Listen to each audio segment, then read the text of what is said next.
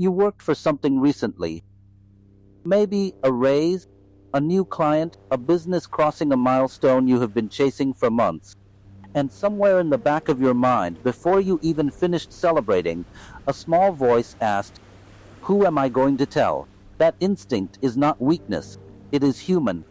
But the specific people in your city who are quietly and invisibly accumulating real wealth, the ones you would never guess just from looking at them, learned something years ago that changed everything. The moment they started announcing their wins was the moment those wins started costing them more than they were worth.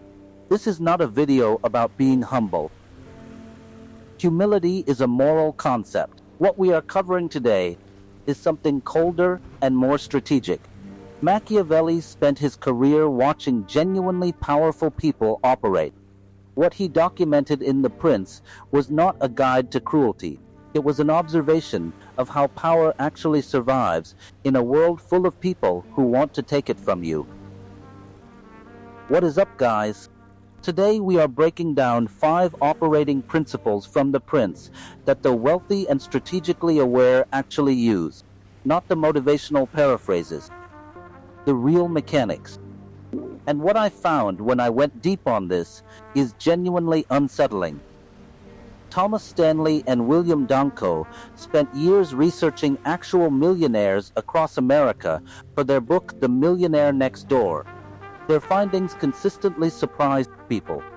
The majority of genuinely wealthy individuals lived in ordinary houses, drove modest cars, and wore no visible markers of their net worth. The lavish displays of wealth most people associated with success belonged overwhelmingly to people in debt, maintaining an image they had not yet earned. Stanley called them big hat, no cattle, all surface, no foundation. Machiavelli observed the same dynamic from a completely different angle. He watched Giovanni de' Medici walk through Florence in plain clothes, living in an unremarkable home, appearing entirely ordinary to anyone who passed him on the street. Meanwhile, every king and prince in Europe owed him money. He was the founder of the Medici Bank, the most powerful financial institution on the continent. The ones who looked powerful were exposed. The one who looked ordinary held the strings. This is the first mindset unlock. Visibility is not evidence of success. In many cases, it is evidence of insecurity wearing the costume of success. But here is the part nobody talks about. The instinct to show your wins is not random vanity. Research suggests it is a deeply social behavior tied to status signaling. Norman Feather at Flinders University spent decades studying what Australians call the tall poppy syndrome. His findings were consistency.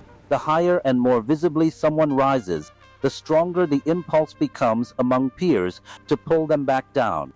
Not because people are malicious, because human social hierarchies are wired to self-correct against perceived imbalance. The moment you announce that you are doing significantly better than the people around you, you do not gain admiration. You gain calculation. That calculation looks like this. Your closest circles, friends, family, colleagues, immediately begin adjusting what they expect from you, what they believe you owe them, and whether your rise makes their own position feel threatened. Consider the startup founder who celebrated hitting major revenue by sharing every future plan with his inner circle. 6 months later, his chief technology officer had jumped to a competitor and handed them his strategy. His marketing head launched a competing product using his own business model. His people did not betray him out of malice. He handed them a complete picture of something worth taking. This is not an argument for isolation. It is an argument for information discipline. And this is where it gets uncomfortable. Sun Tzu wrote something that gets quoted constantly, but almost never applied correctly. Appear weak when you are strong, and strong when you are weak. Most people read that as a battlefield tactic. Machiavelli extended it into a permanent operating mode. The appearance of weakness, he observed, is not a temporary disguise to put on and take off.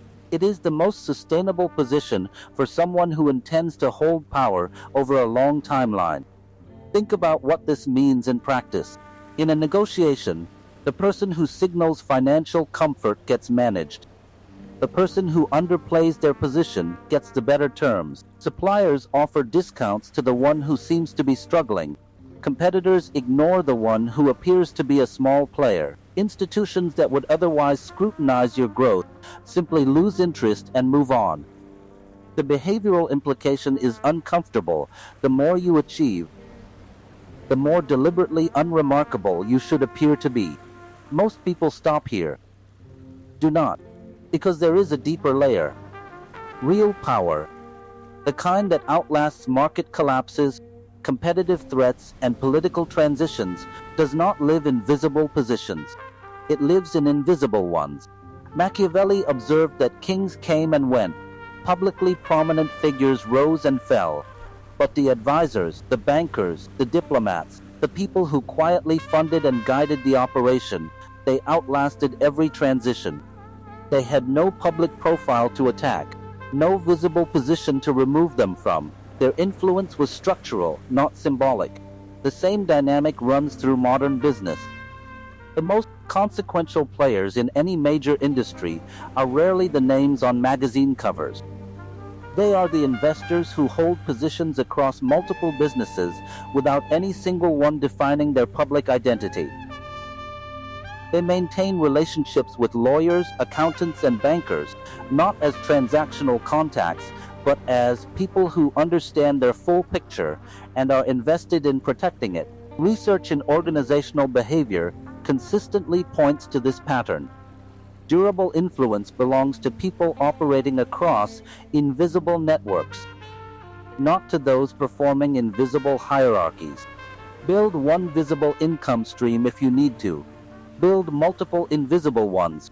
Protect your actual financial position from your social environment, including the people you trust most, because your exact numbers, once known to the people around you, immediately become the basis for their plans, not yours. The last principle Machiavelli documented is the one that is hardest to accept.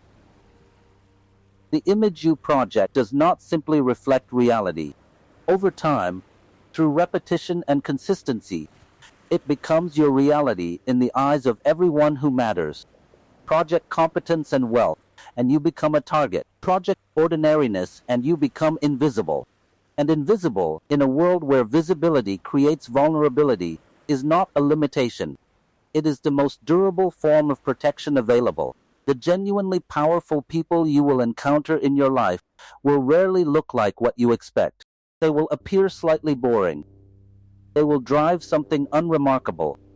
They will deflect credit with practiced ease, and they will quietly understand principles about longevity and power that were never meant to be widely shared.